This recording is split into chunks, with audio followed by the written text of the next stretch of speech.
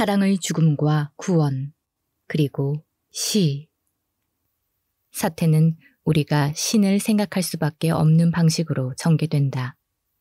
우연에 맡겨두면 벌어지는 과정에서 무시무시할 수도 있는 대칭과 질서를 얻는다. 여기에서 일어나는 일은 마치 계획이라도 한 것처럼 다른 곳에서 일어나는 일과 교차한다. 우연의 일치는 자신의 차례가 왔을 때 원인과 결과의 내밀한 결합을 증명하는, 처음에는 속삭임으로, 그 다음에는 뻔뻔스럽게 확신을 갖고 큰 목소리로 왜냐하면 하고 말한다. 상관관계의 자리를 양보한다. 결국 모든 것이 수상쩍어진다. 세차를 하자 비가 온다. 그녀가 그 향수를 쓰자 그는 욕망으로 정신이 어찌해진다. 내가 그 곡을 휘파람으로 부는 한 호랑이는 나타나지 않는다. 아이러니인가 우연인가, 아니면 그 곡조가 호랑이를 꼼짝 못하게 하는 것인가. 의도적으로 그 도미노들을 건드리는 운명의 또는 운명의 창조자의 손가락, 오랜 세월에 걸쳐 도미노가 기우는 것이 역사다.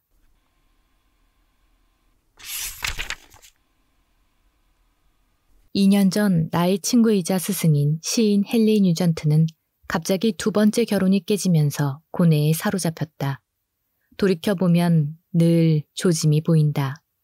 10대들과의 문제, 나이든 부모의 죽음, 직업적인 자리잡기와 실망, 가늠할 수 없는 중년의 위기들에 17년간 버텼던 결혼 생활의 일반적인 스트레스가 보태져 그 뒤로 한 해를 더 버티지 못했다.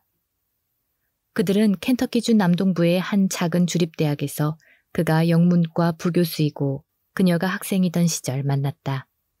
욕정과 불신에서 태어나 잘 맞지 않는 짝으로 자식 없이 7년간 이어지던 첫 번째 결혼은 재산이나 자손이 쌓이기 전이라 그들 말대로 우호적으로 버려졌다.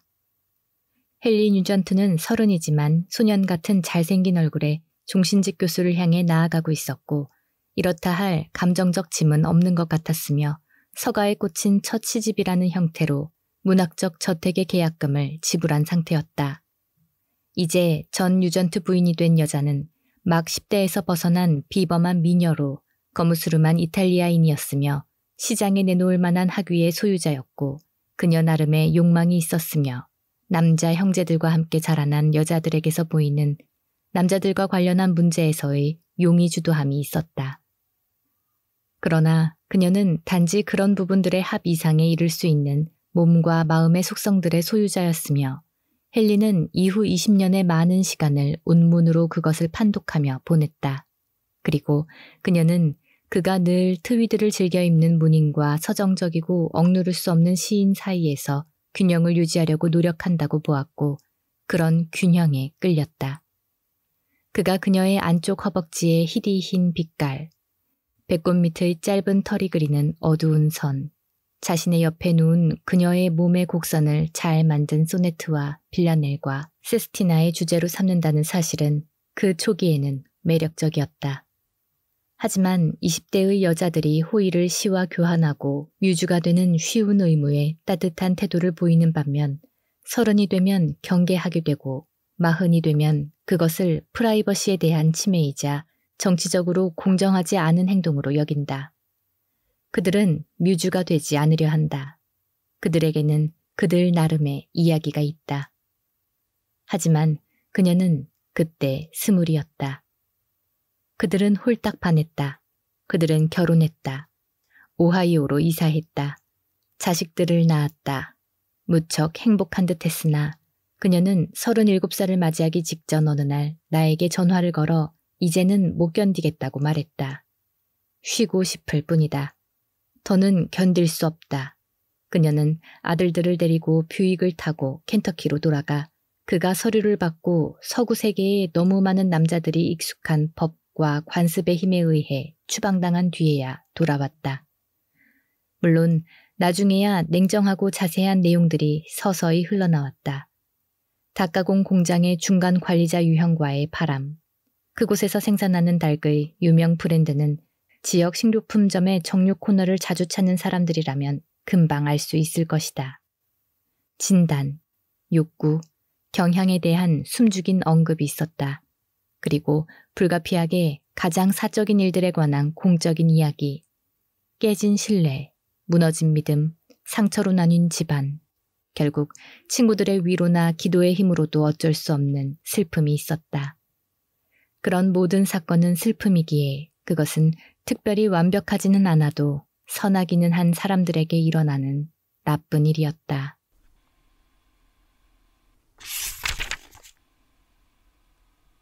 사랑과 죽음이 위대한 주제라면 시인의 삶에서 사랑의 죽음은 예측 가능한 수수께끼다. 가족의 속박에서 풀려난 내 친구는 아내와 아들들을 잃고 그 무렵 새로 저당을 잡은 방 4개짜리 스플리트 레블 주택을 잃고 모든 종류의 전망을 잃고 자신의 인생 47년째 해의 총구를 들여다보았다. 그는 좋은 생명보험을 가진 이혼하는 남자들 다수가 이르게 되는 결론에 이르렀다. 그가 가족을 위해 할 수 있는 가장 좋은 일, 자신에게 남은 일은 급사하는 것이다. 그러나 변호사는 성급한 판단을 하지 말라고 조언했다. 그가 법적으로 복잡하게 얽힌 과정을 반쯤 헤쳐나갔을 때 그의 4번째 시집 훌륭한 조언이 명망 있는 대학 출판부에서 나왔다. 시집은 곧 전 배우자가 될 사람에게 헌정되었는데 그녀는 전혀 관심이 없었고 아들들에게도 헌정되었는데 그들도 결혼 실패의 지루한 과정에 말려든 터라 별 감명을 받지 않았다.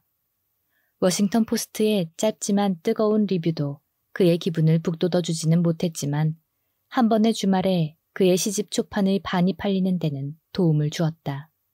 그는 불행에 사로잡혀 어찌할 바를 모르고 이혼의 세부 사항에 완전히 말려든 채 몇 달을 보냈다.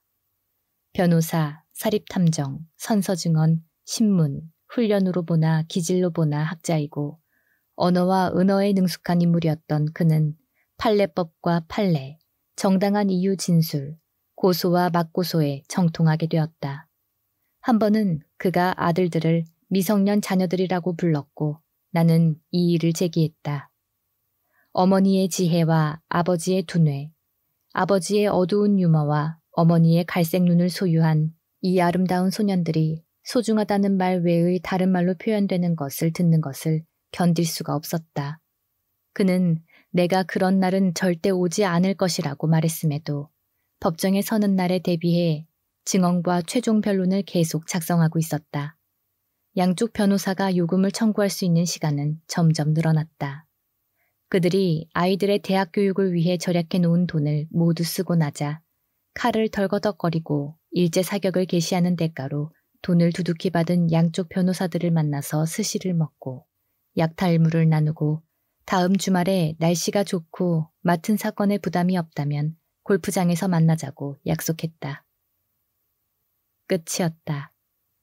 누구라도 판단할 수 있는 일이지만 변호사의 훌륭한 조언을 들을 수 있는 시절은 분명하게 또 돌이킬 수 없이 끝나버렸다.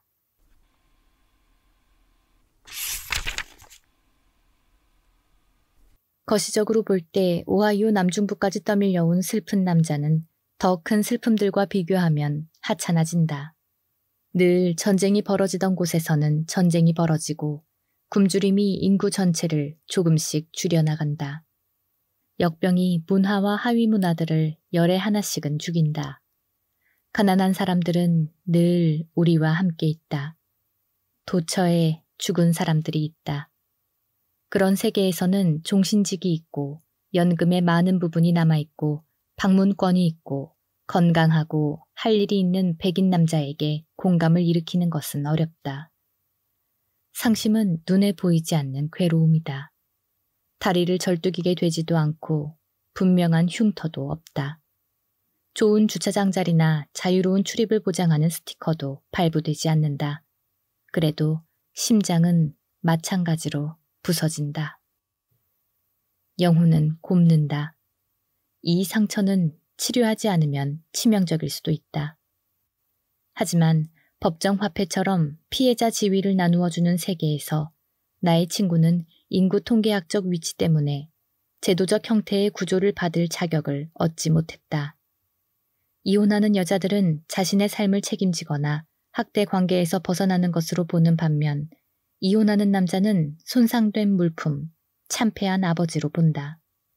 마음의 아픔은 받아 마땅한 벌이다. 진실을 말하자면 그는 혼자라고 할 수 없었다. 패스트푸드점과 영화관과 쇼핑몰이 자식들과 좋은 시간을 보내는 양육권 없는 부모로 가득한 토요일과 일요일을 자세히 보라. 진짜 부모들은 주말에 집에 머물며 정원일을 하거나 골프를 치거나 스토브에 수추가 천천히 끓게 놓아두고 옛날 영화를 본다. 하지만 양육권이 없는 부모는 다른 삶을 산다.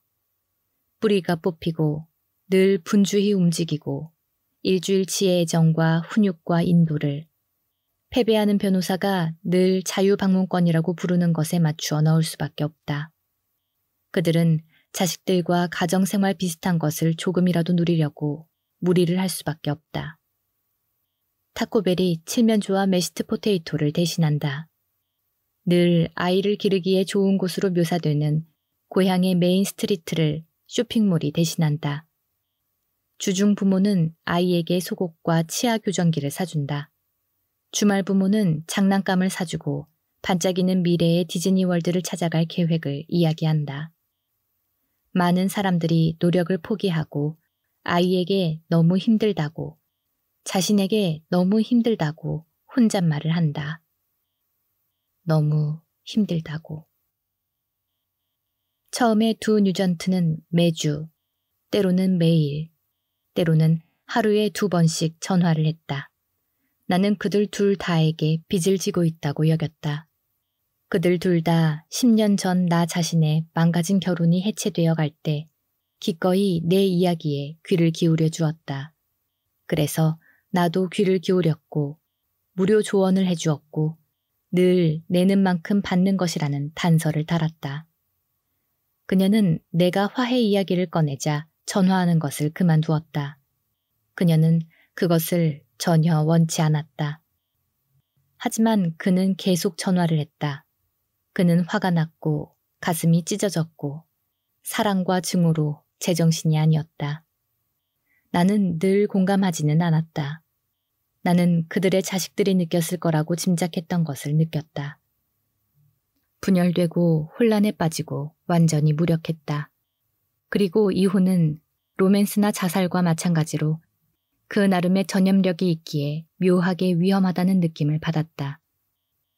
오하이오에서 이런 비참한 일이 전개되는 동안 나의 친구이자 편집자인 시인 로빈 로버트스는 런던 조너선 케이프 출판사에 있는 사무실에서 마무리 안 된 일을 정리하고 있었다. 그는 아일랜드 모나건의 뉴블리스 카운티에 있는 타이론 거스리 예술센터 아나그 마커리그에서 지낼 수 있는 한 달짜리 레지던시에 지원하여 합격했다. 그가 이곳에서 출간을 위한 자신의 첫 번째 원고를 준비하는 동안 다른 저자들의 소설과 얇은 책들을 출간하던 평소의 의무는 중단되었다. 뉴블리스는 6월이었다. 저택을 둘러싼 철쭉은 꽃으로 타올랐다. 레지던트의 책임자 버나드 로우리는 평소와 마찬가지로 정형원에서 일을 하고 있었다. 장미를 비롯한 다년생 식물에 피망, 가지, 토마토, 아티초크가 몇 줄 추가되어 있었다. 로빈 로버트스는 타이론 거스리의 서재에 있는 퇴창의 책장에 앉았다. 이곳에서는 시인에게는 늘 거스리의 서재를 배정해 주었다. 늙은 연극인은 아나그 마커리그를 북아일랜드와 공화국 양쪽의 예술협회에 주면서 그들이 이것을 평화로운 용도로 쓰기를 바랐다. 이곳은 국경에서 5km 정도 떨어져 빙퇴구와 호수 사이에 자리 잡고 있었다. 그들은 음악가에게는 다시 꾸민 마국간을, 화가와 조각가에게는 헛간을 배정해준다. 작가는 큰 집으로 들어간다. 들어가서 소설가와 극작가는 위층으로, 시인은 늘 오직 시인만 1층의 타이론 거스리의 서재로 간다. 이곳은 넓은 방으로 더 넓은 주제들을 생각하는 데 도움이 된다. 침대와 대형 옷장이 있음에도 어슬렁거릴 만한 바닥 공간이 충분하다. 거대한 벽난로, 높은 천장들, 정원을 내다보는 긴 퇴창에 자리 잡은 책상은 모두 서사시와 걸작을 떠올리게 한다. 더욱이 버나드 로울인 자신은 빌리거나 물물교환으로 얻을 수 있는 담배만 피우는데 시인들이 담배를 가장 열심히 피워대는 사람들임을 알게 되었다.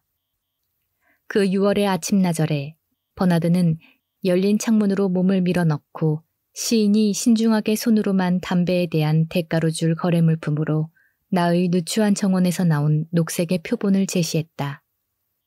로비는 고개를 끄덕이며 거래를 승인하고 아티초크를 받아 책상에 놓았다.